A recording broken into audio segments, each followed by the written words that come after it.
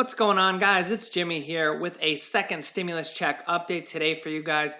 And I got a little bit of bad news that the second stimulus check that is pretty much almost a certainty at this point, it could be a smaller amount than what we were expecting.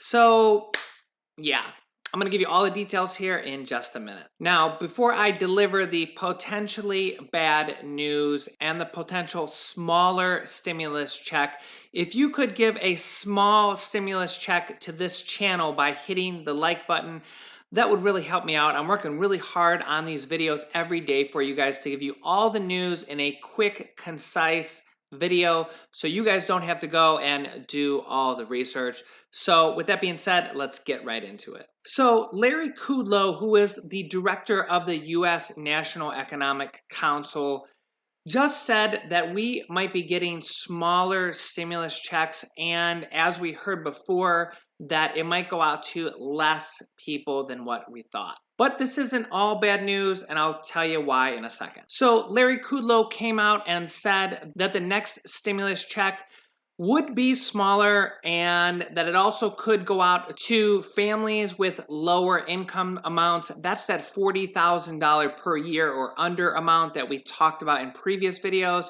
If you didn't watch that last video, again, that's not a hard cutoff.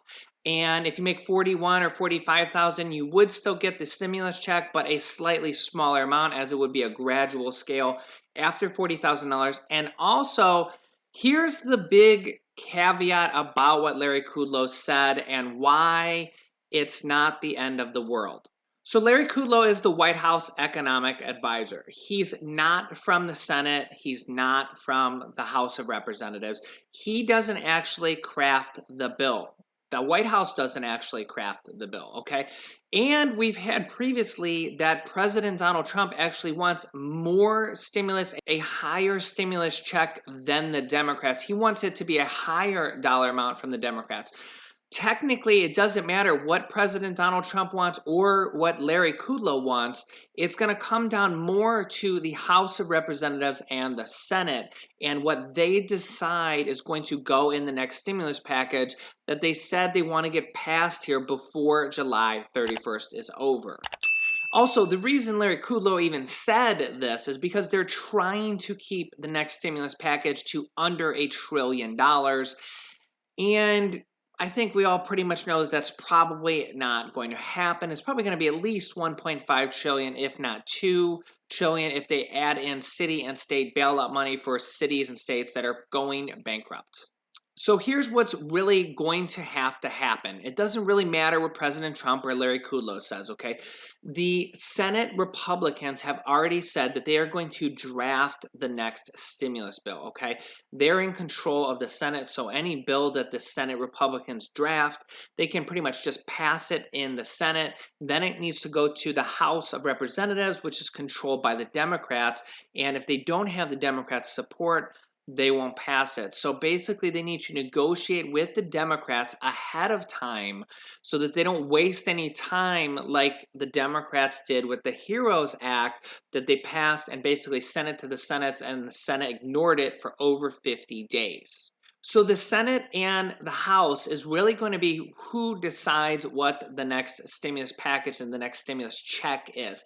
President Donald Trump has said he's in favor of more stimulus checks to Americans, and we know he also wants to get as many votes as possible. And one of the big ways he's going to do that is by having another stimulus check be sent out to Americans pretty close to before the election. So if they pass it in July and checks start going out in August and September, that's going to be fresh on the minds of people in November. So whether you're for President Trump or not, if they do pass another stimulus check, he's going to talk it up real good, and it will gain him probably several million more votes than as opposed to if they didn't pass another stimulus check and everybody thought he was being stingy and the Republicans were being stingy and they weren't supporting the people. Either way, it will affect his election and the amount of votes that he gets.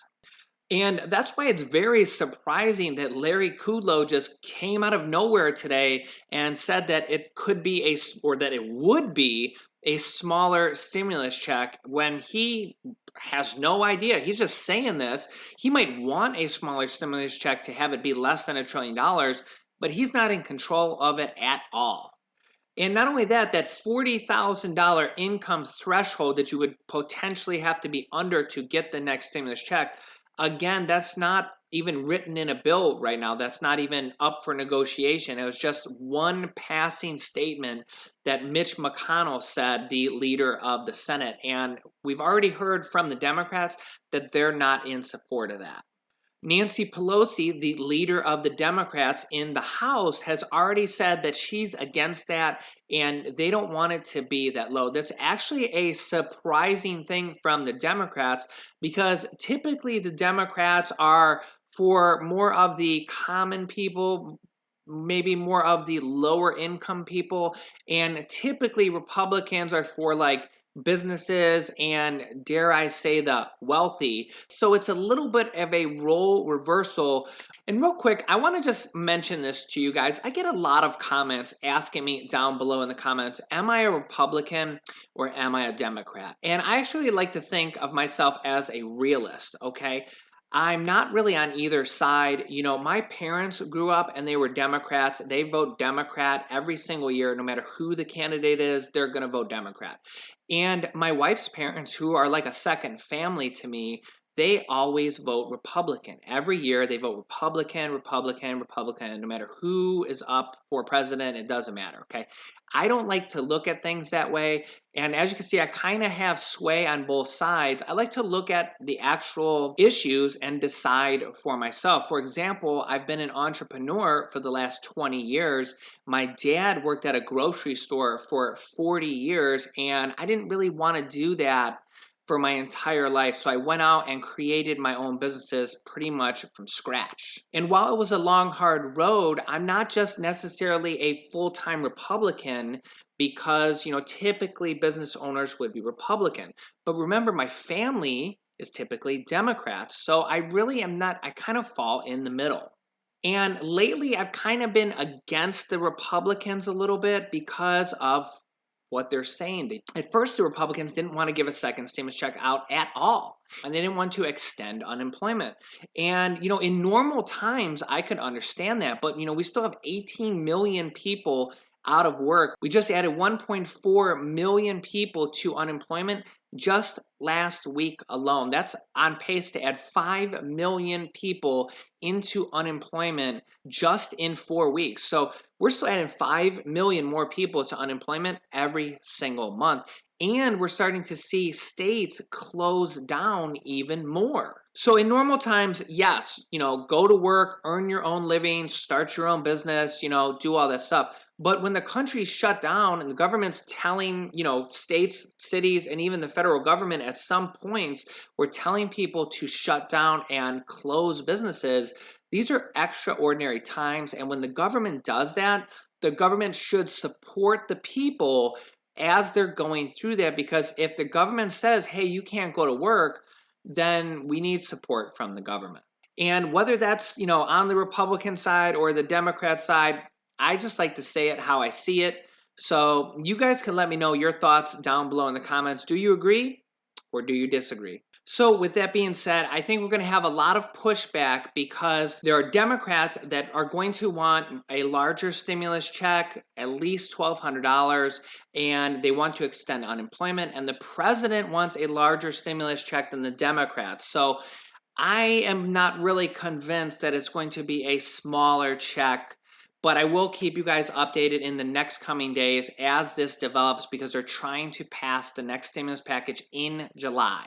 In addition, the White House recently confirmed that they are working on a back-to-work bonus, and again, this would have to go through a bill through the House and the Senate to get this done. The White House does have a lot of sway over the Republicans who control the Senate, so it will be interesting to see if they include a back-to-work bonus. The Republicans also have now been saying that they are okay with extending the unemployment federal bonus, but they want it to be a smaller amount, somewhere around $300 per week or possibly on a percentage scale so that employees don't get more than 100% of what they were making at their job. They don't want people to make more money being unemployed than they were making at their job, which sounds pretty reasonable. And what's also interesting is that we could start to see states actually offer back to work bonuses to people going back to work. For example, Idaho is going to offer a $1,500 back to work bonus to residents of Idaho. And that'll be very interesting to see if we see that happen in more states going forward. You know, the problem with going back to work is that we're actually starting to see a lot of states reverse and close back down their states. We actually have 8 different states now reversing and closing back up their states, and we actually have 13 different states pausing their states also. You can see these tan states are all actually reversing and closing back up, and these lighter tan states, I guess I would call them, are pausing their reopening. So it's kind of hard to go back to work if your state is actually closing back up or pausing their reopening and you physically can't go back to work. With that being said, we just had 68,000 new virus cases just yesterday in just one day, and they're saying that we could go over 100,000 new virus cases per day as this virus just starts to spread exponentially. In fact, just as Florida as an example, they have now over 40 different hospitals that have maxed out their ICU capacity, and they literally have no more capacity. So if the virus growth starts to spread even more, there's literally no more room at the hospitals. But then, you know, we have out of touch people out of touch officials in our country like Larry Kudlow, who says returning to school amid a pandemic is not that hard. Well, if you remember going to school like I remember going to school, you're literally sitting right next to people, every single chair after chair after chair. And if one person has the virus because it's spread through breathing, you'd probably infect the entire class. And then from there, you would infect the entire school because, 30 people would have it and it just started with one. So I don't know. So let me know your thoughts down below in the comments. The good thing is that we're pretty much almost certain that there is going to be a second stimulus check.